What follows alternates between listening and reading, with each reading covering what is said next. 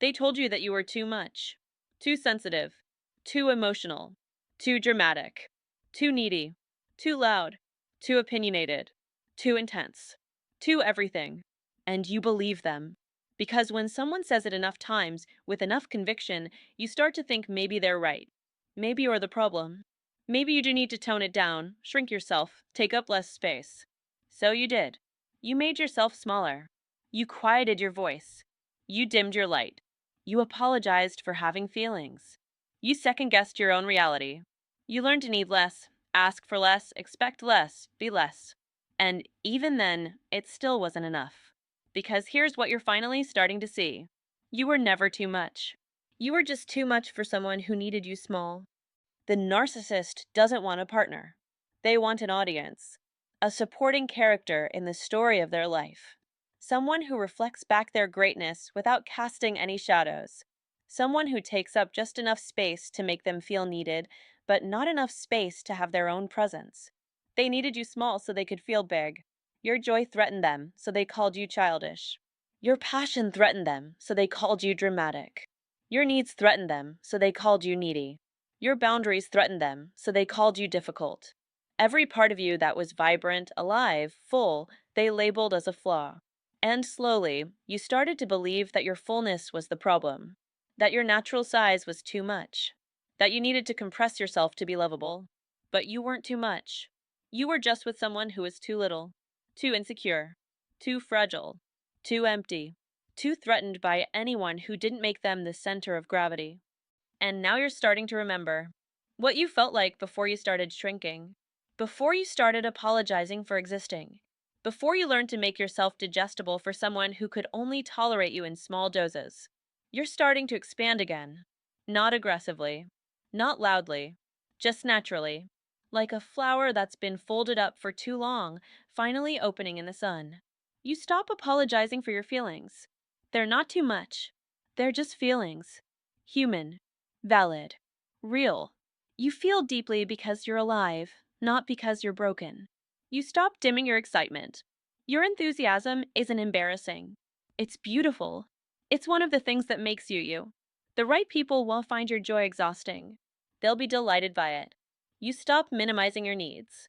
Having needs doesn't make you needy. It makes you human. Everyone has needs. The difference is, you were with someone who needed you to pretend you didn't so they never had to meet you halfway. You stop shrinking your opinions. Your thoughts matter. Your perspective is valuable. You don't have to agree with everything to be agreeable. You don't have to silence yourself to keep the peace. You stop making yourself smaller to make someone else comfortable. Because you're finally understanding. Comfort built on your diminishment isn't real comfort. It's control. And you're done being controlled. Here's what happens when you stop shrinking. You take up your natural space again. Not more than you deserve. Just what's yours. And it feels revolutionary because you forgot what it felt like to not be compressed. You laugh louder. You speak up. You ask for what you need. You take up space in conversations. You stop editing yourself before you speak. You stop calculating whether your feelings are acceptable before you feel them. You become full again. Not perfect. Not without edges. But real. Whole. Present. Unapologetically yourself. And some people won't like it. The people who benefited from your smallness will try to put you back in the box. They'll say you've changed, that you're not the person you used to be. And they're right. You're not. You're not the diminished version anymore. You're not the one who twisted herself into shapes to fit someone else's comfort. You're the full version, the real version, the version that doesn't need permission to exist at your natural size. And that version? She's not too much. She never was. She's exactly enough. She's whole. She's vibrant. She's alive. And she doesn't apologize for it anymore. So if you've been making yourself small, if you've been believing you're too much, if you've been compressing your light to fit into someone else's limited capacity, hear this. You are not too much. You are just with someone who is too small to hold all of you. And that's not your fault. That's not your flaw. That's their limitation. Take up space. Be loud. Be joyful. Be opinionated. Be emotional. Be passionate. Be full. Be all the things they told you were too much. Because those things, they're not flaws. They're your life force.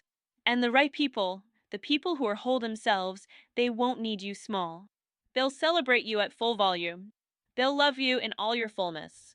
They'll never ask you to shrink. You are never too much. You are just blooming in the wrong garden. So bloom where you're meant to, at your full size, without apology, without shame. This is who you are. And she's beautiful. Thanks for being here. If this spoke to you, share it with someone who's been making themselves small. And subscribe to The Unhurried Woman for more reminders that your fullness is not a flaw, it's your power.